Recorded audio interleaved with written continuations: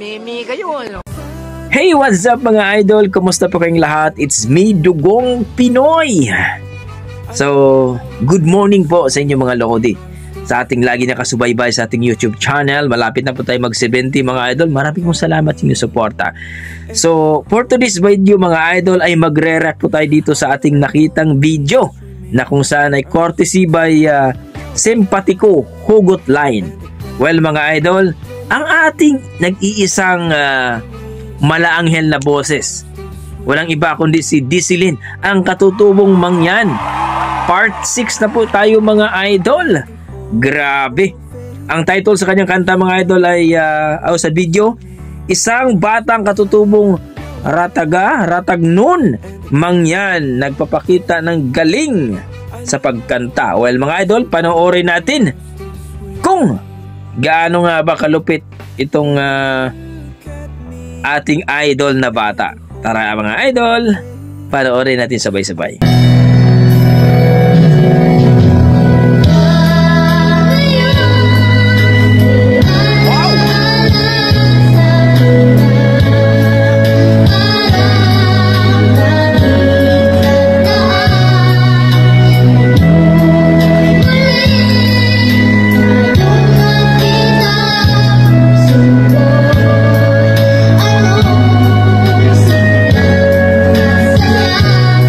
Una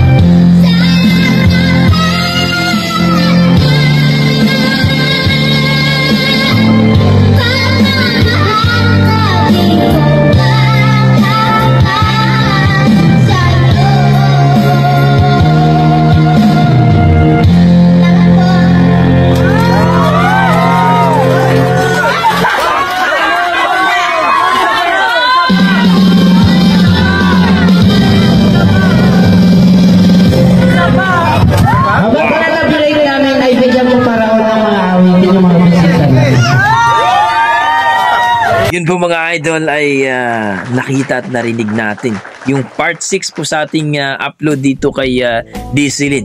Yung isang katutubong mangyan mga idol na talagang malupit na parang malaang hilang boses niya.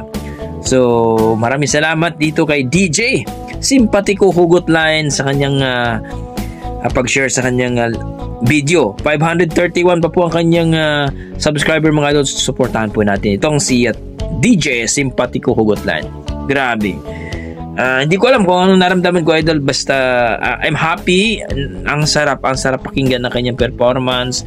Kumanta po siya ng sayang na sayang, but hindi po nasayang mga idol. Napakaganda, effortless, napakabilib talaga. Bata pa kasi pero talagang ang lupit ng boses. Para sa akin mga idol, kung i-rate ko po ang kanyang performance, ang kanyang boses, number 9 po.